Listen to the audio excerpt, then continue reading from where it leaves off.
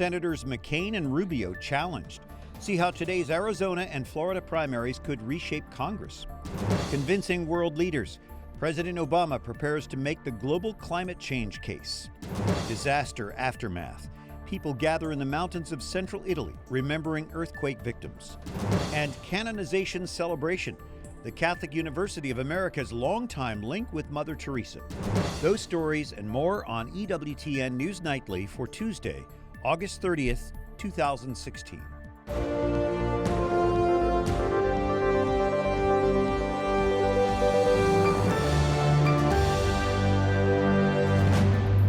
Good evening from Washington. Thanks for joining us. I'm Brian Patrick. Congressional futures hang in the balance tonight. Senators John McCain and Marco Rubio, as well as former Democratic Chair Representative Debbie Wasserman Schultz, face primary opponents. Jason Calvi reporting from Capitol Hill tonight. Jason? Brian, primary voters in Florida and in Arizona pick their party's candidates tonight. This sets us up for the all-important general election matchups in the fall. The balance of power then will hang in the balance here in the Senate, with Democrats needing to win a handful of seats to take control. Arizona Senator John McCain turned 80 yesterday, and today seeks a sixth term in the Senate.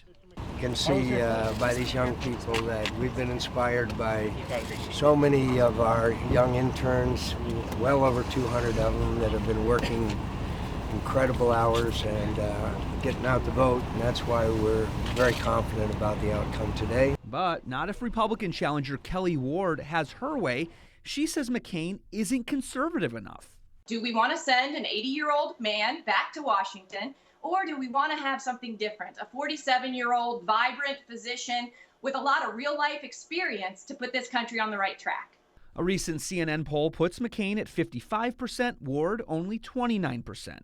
If McCain wins today's primary, his November opponent will be Democratic Representative Ann Kirkpatrick. McCain is up 52% to the Democrats' 39%. In Florida, Thanks, man. Marco Rubio made a last-minute decision to run for re-election. He repeatedly said he wouldn't, but then he changed his mind after the Orlando nightclub shooting. He faces home builder Carlos Baruf, who spent about $8 million of his own money on this Republican primary. Rubio won't say if he'll stay in office for the whole 6-year term. No one can make that commitment because you don't know what the future is going to hold in your life, personally or politically. Two Democrats also seek the Florida Senate seat, U.S. Representatives Patrick Murphy and Alan Grayson. Murphy's backed by President Obama, Vice President Biden, and Senate Minority Leader Harry Reid. But Grayson is known for being a fiery liberal.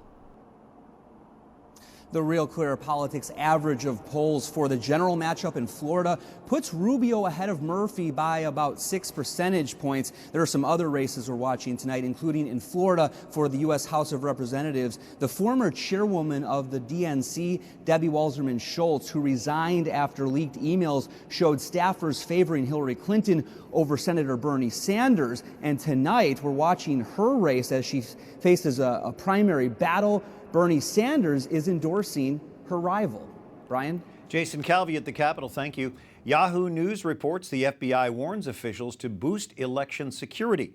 It claims there's evidence hackers targeted data systems in 2 states. Arizona's Secretary of State confirms investigating possible hacks.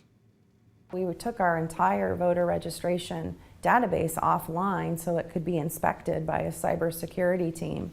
So the best of our knowledge and the best of their knowledge, no information was either hacked or stolen or compromised from our database. The FBI's warning comes after Homeland Security Jay Johnson hosted a call recently with Secretaries of State. They discussed cybersecurity and election infrastructure.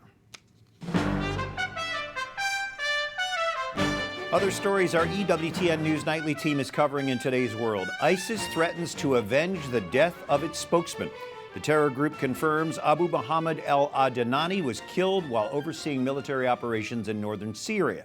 He has been the voice of ISIS these past few years, delivering impassioned speeches urging followers to carry out attacks. Mass graves created by ISIS may contain thousands of bodies scattered across Iraq and Syria. The Associated Press has documented and mapped 72 such grave sites. Many of them are in territory too dangerous to excavate. ISIS has made no attempt to hide its atrocities. In fact, it has boasted about them. More sites are expected to be uncovered as the Islamic State group's territory shrinks. The Italian Coast Guard says it's rescued 6,500 migrants in a little more than a day. Families from sub-Saharan Africa were drifting off the coast of Libya in overcrowded boats, clinging to anything to keep them afloat. The Coast Guard says it coordinated 40 operations rescuing people in one of its busiest days in years. President Obama is about to embark on a week-long trip. He'll visit Lake Tahoe and Hawaii before attending his final G20 summit in China. White House correspondent and political director Lauren Ashburn previews the president's travels. Brian, significant focus will be on global economic issues and the Trans-Pacific Trade Partnership. The White House says TPP will strengthen U.S. ties to the robust economies in the Asia-Pacific. Another main focus? The White House plans to continue to lead international efforts to combat climate change. This year, the annual G20 summit will be held in China, September 4th and 5th. Leaders from around the world, including Vladimir Putin from Russia, say climate change will play a major part. We have been able to work effectively with the Chinese to advance U.S. interests in a way that's consistent with the Chinese interests based on their own assessment, but also in a way that has really catalyzed action around the world. The White House touts progress domestically. Officials say emissions in 2016 are down 6% and down 15% since 2005. Presidential candidates differ dramatically in their assessment of climate change. Donald Trump calls it mythical and a hoax, saying attempts to fix global warming are just a, quote, very, very expensive form of tax. Secretary Clinton says it threatens us all, and if elected, she promises to deliver on the president's pledge to reduce U.S. emissions by 30% in 2025. The White House warns that resetting White House policy will have serious repercussions worldwide. Any effort to roll this back is going to isolate the United States of America on an issue that we have been leading on for decades. Last year in Paris, 195 countries made some major efforts to set limits on emissions worldwide. The G20 summit will be used to convince those major economies to ratify this Paris Treaty as soon as possible. Brian? Thank you. Lauren Ashburn at the White House. Coastal North Carolina braces for severe weather tonight. A tropical depression in the Atlantic Ocean is kicking up rough surf. A tropical storm warning is in effect for Nags Head and the surrounding area, some places expecting at least several inches of rain. The International Space Station captures an amazing view of 3 different hurricanes. Hurricane Lester and Hurricane Madeline are in the Pacific. Hurricane Gaston is over the Atlantic, but is not considered a threat to the United States. Italy hosts a state funeral for dozens of victims of last week's earthquake. Local bishops gather with victims' families in a huge tent celebrating Mass in Amatrice, one of the hardest hit towns. The Italian premier and president were both there as the victims' names were read aloud. Alan Holdren is Rome bureau chief for EWTN's Catholic News Agency. Alan, what do you know about the Pope's preliminary plans to visit earthquake survivors? Well, we know, Brian, that Pope Francis himself said just 2 days ago during the Angelus, he said that he was going to go there as soon as possible to visit the survivors of this earthquake. We don't have any concrete plans at this point. We don't know if he'll be going late this week, early next week. One of our correspondents spoke with Italy's Civil Protection Unit today, who's in charge of the recovery efforts, and they said that they would expect him to come at the earliest next week. All right, tell us about funerals today in Amatrice. Well, they've got the Amatrice was the city hit hardest by the earthquake. Out of a permanent population of 2,500, more than 200 people were killed by the earthquake. 78 of those people have an official state funeral today and are being buried. Many more people are having private funeral ceremonies. Lots of people who were there in the area, and some of those who were killed were also from here in Rome. It was a very popular vacation spot for many people, the height of the Roman vacation. That's a beautiful countryside. Is it likely that some of those small mountain villages will have to be abandoned rather than rebuilt? That is a possibility, Brian. In the past, when there have been major earthquakes here in Italy, if they deemed the zone that was destroyed by the earthquake unsafe or unfit for rebuilding, they build right next to it. They clear off, if there's space, they clear off an area. This isn't a mountainous region. I don't know if that's possible in this case, but as one of the mayors of one of these small towns said, if the people don't flee, I won't either. So there is a will to rebuild. Alan Holdren joining us from Rome. Alan, we appreciate you. Thank you. Thank you, Brian. And firefighters recover a treasured religious relic from Amatrice's badly damaged church. The local parish priest was overjoyed to see the recovered icon of Madonna di Fileta, the patron of Amatrice. Don Savino D'Emilio says it was a grace to find the small cameo buried under the rubble of the church. Firefighters are also helping residents recover their belongings from inside damaged houses. We're just days away now from Mother Teresa's canonization. She will be declared a saint on Sunday. 2 members of her Missionaries of Charity took part in an event in Rome today. They joined Mother Teresa's postulator and the chaplain at Regina Coeli prison, presenting a documentary on Mother Teresa. Father Sebastian Vajacala worked closely with Mother Teresa, co-founding the Missionaries of Charity Contemplative. Our team recently caught up with him in Rome. One journalist asked her, Mother Teresa, you have received so many awards and honorary doctorates, even the Nobel Prize after this. And he asked, what was the most important day in your life? She said, today, because she lived today. John Garvey is president of the Catholic University of America.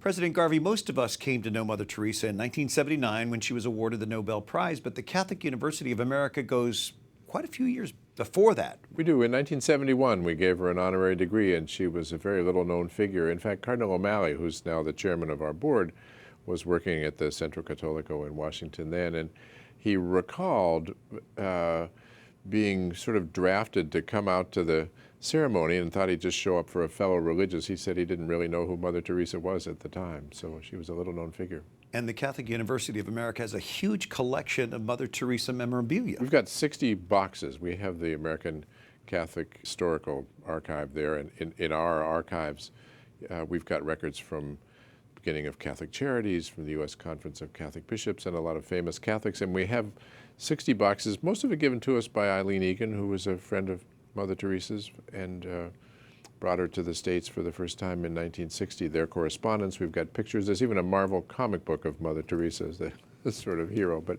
it'll be fun to peruse. With her canonization, what might become of all this? You know, we'll see what historians want to make of it, but the really important thing to us is that this is somebody who visited our campus, whom we gave an honorary degree to, like St. John Paul II, who also visited our campus. They're real, live, historical figures.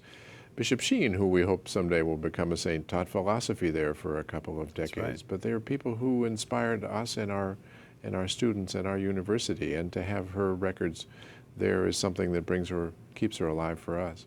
How has this saint personally touched your life? Oh gosh, I can't begin to tell you how many ways. For me, I think she's an inspiration. I've recently been reading this book, Come Be My Light. It's a collection of her letters and I've read materials that only came to light on account of her canonization process. They were letters to her spiritual director, and I love that she struggled so much with her own period of darkness. It's something that's inspiring to me to find that you can become a saint by wrestling with that sort of thing. All treasures. Yeah. President Garvey of the Catholic University of America, thanks for being with us. Thank you so much, Brian. Nice to be here. Coming up, does the Philippines' new president's all-out war on drug cartels go too far? And the gender debate generates nationwide headlines.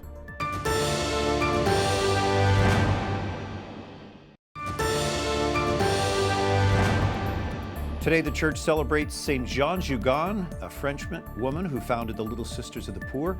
She taught her sisters to imitate Christ's humility through service to the elderly poor. Pope Benedict XVI presided over her 2009 canonization. Thanks for joining us this Tuesday evening. I'm Brian Patrick. The president of the Philippines takes his country's deadly war on drugs to the next level. Saying they will face a day of reckoning, he's placing a bounty on police officers who protect drug dealers. Wyatt Goolsby reports. Brian, Philippine President Rodrigo Duterte is not backing down on his bloody anti-drug campaign, saying, "I'm fighting criminals." But his expanding crackdown and his rhetoric leave many people terrified. If the resistance is violent, shoot and shoot him dead. Duterte is telling police officers and military troops not to hold back against drug dealers, advising law enforcement to shoot any drug suspects who resist arrest. Since Duterte took office 2 months ago, nearly 1,800 drug suspects have been killed. A lot of them are no longer viable as human beings. The UN, Human Rights Watch, and other human rights groups are slamming the president's crackdown. But the bloody campaign is not limited to drug dealers. Dapat sana kasi kinausap muna. Marissa Rizito, who lives in Manila, describes how police came to her house one day to speak to her husband. She was shocked when authorities took him away and killed him simply because he was a drug user. There are misfits in all the structures of our government. Many high-ranking government members agree that drug addiction is a widespread problem in the country. Duterte says at least 3.7 million Filipinos have become addicted to methamphetamine, a stimulant known locally as shabu. But Catholic leaders condemn Duterte's response. Archbishop Socrates Villegas asked in his homily this month, "From a generation of drug addicts, shall we become a generation of street murderers?"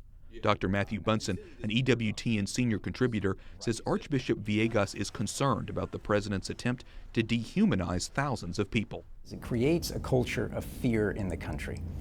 It creates a society filled with vengeance, with a breakdown of authentic justice. When citizens are taking the law into their own hands, it is a very short road to chaos. Despite all the rhetoric, Duterte is still very popular among voters. He won a landslide victory in May, saying he'll put an end to crime and corruption. Brian? Thank you. Wyatt Goolsby. Challenges to privacy rules surface in several states. In Virginia, a local school board hopes the Supreme Court will review an appellate court decision. That court ruled 17-year-old Gavin Grimm, who was born a girl, must be allowed to use the boys' bathroom at school. In Missouri, a transgender inmate sues the state prison system for refusing to provide hormone therapy. Jessica Hicklin wants to transition to a woman and argues that denying such treatment amounts to cruel and unusual punishment. And a judge rules the University of North Carolina must allow people to use restrooms of their choice. People who support transgender rights want an appeals court to expand that ruling statewide. Caleb Dalton is legal counsel for the Alliance Defending Freedom.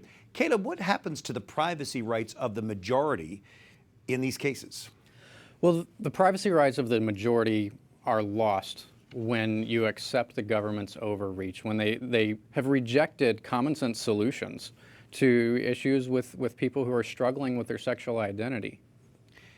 Are privacy activists losing this battle? Can they reframe the argument? Absolutely not. I think a great example of a good court ruling in this case is just last week. The judge in Texas issued an injunction against the Department of Justice saying that they cannot enforce their radical redefinition of federal law against school districts nationwide. And I think that's a great example of how privacy rights are progressing, how we can maintain privacy rights, and also schools can continue to provide common sense solutions to those who may be struggling with their sexual identity while not infringing on the privacy rights of the rest of the students. How can anyone expect the taxpayer, the government, to pay for that sex change surgery? Well, I don't think it's right as a policy matter to expect taxpayers to pay for an elective surgery like that. And two, the science is showing, a new report just came out last week showing that it may not even be the compassionate response to those who are struggling with sexual identity. This study shows that those who go through gender reassignment surgery have a much higher rate of suicide, even in societies who are very accepting of those who identify as transgender. So for the government, taxpayers to be paying for that, it may not even be the compassionate solution, much less the right policy. We discussed that study extensively, and yes, that was very obvious. Do you expect the Supreme Court to rule at some point, setting some kind of direction on these issues? I think they'll have to. Obviously, they've already been requested to hear the Virginia case. There's the case in Texas. Over 23 states have challenged the federal government's overreach, and the Alliance Defending Freedom has filed the first of its kind civil rights action up right outside of Chicago on behalf of parents and students there whose privacy rights have been violated. So I think the Supreme Court will have to address it eventually. Caleb Dalton, Alliance Defending Freedom, thank you. Thank you. Up next, tracking trends in church attendance. A top researcher reveals significant findings. And we explore new medical research that could lead to a treatment for the Zika virus.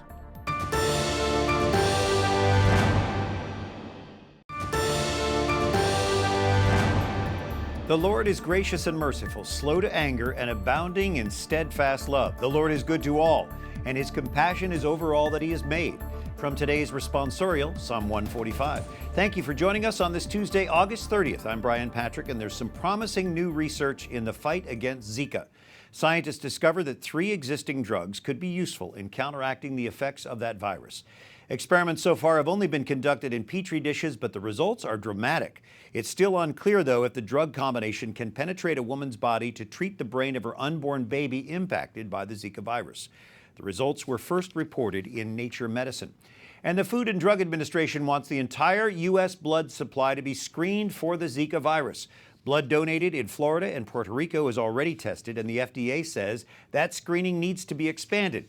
Zika is transmitted primarily by mosquitoes, but can also be spread through sexual contact. Symptoms include fever, joint pain, and red, irritated eyes. The CDC says more than 2,500 cases of Zika have been reported in the United States. About half of U.S. adults have looked for a new religious congregation at some point in their lives, usually because they've moved. A recent Pew Research report sheds light on what goes into choosing a new church.